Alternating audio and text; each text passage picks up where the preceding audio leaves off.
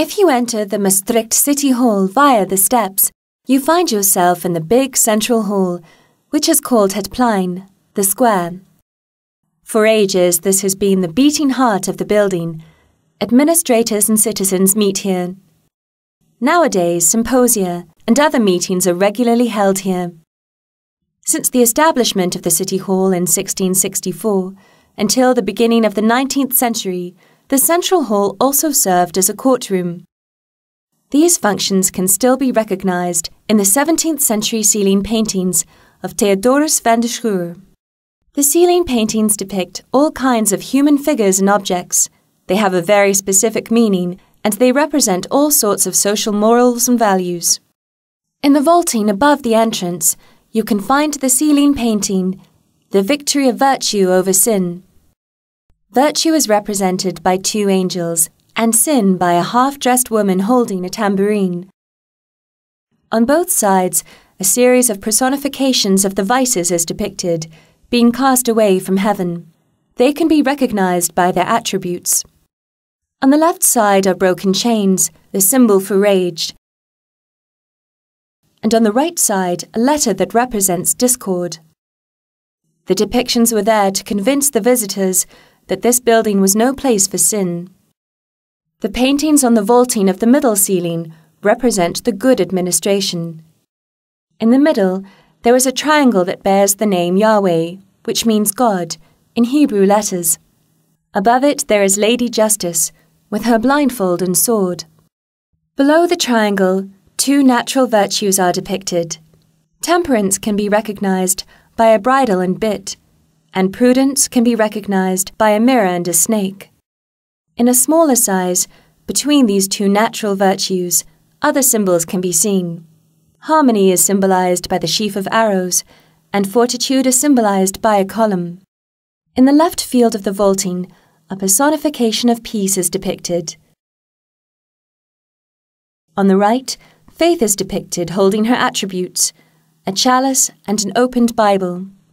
She is flanked by Love on her left and Hope on her right. This ceiling painting had to demonstrate that the Maastricht administrators did a good job. The painting can be best seen from below the dome, the place where justice was administered. This way, the judges were reminded of the significance of their integrity, and it was made clear to the accused that the verdict was God's will. The paintings on the dome enhance this message. The dome is an image of the universe. On the dome, the four elements, fire, air, water, and earth, are personified by gods. The paintings and the interior of the rooms around the central hall were also filled with symbolism. The central hall was enclosed by the rooms of the city council. The sheriff's courtrooms were situated on both sides of the main entrance. The left room, currently called the alderman's room, belonged to the Liège sheriff, and the right room, currently called the committee room, belonged to the Brabant sheriff. This divide, which was made to symbolize that the city had two lords, is still apparent from the coat of arms above the entrance doors. Other important rooms are the prince's room, the burgemeester's room, and the board's room. In all three rooms, a painting that symbolizes the city having two lords hangs on the wall. Both sovereigns are always presented as two young women. The Duke of Brabant can be recognized by a lion and a ducal crown, and the Prince Bishop of Liège by the Peron, a sort of memorial tablet, his prince's hat, and bishop's crosier.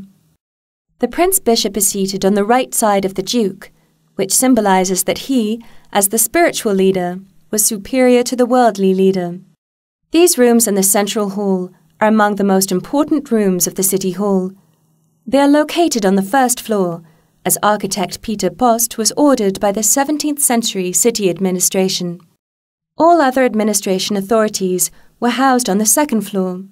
To involve these officials in the events in the central hall, Post designed an open gallery.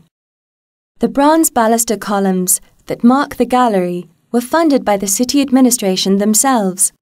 The higher the position, the more columns they were allowed to donate. The name, position, and family arms of the donors were inscribed in the balusters. The levels on the ground floor, below the central hall, were reserved for the least distinguished rooms. This is where the goods storage, the warder's room, the weighhouse, the city's carpenter's yard, and the guardrooms were located. There is also a basement, where the wine cellar and the prison cells used to be located. These rooms were the so-called Speckkammers, a Maastricht corruption of the French Chambre des Suspects, which means rooms for suspects.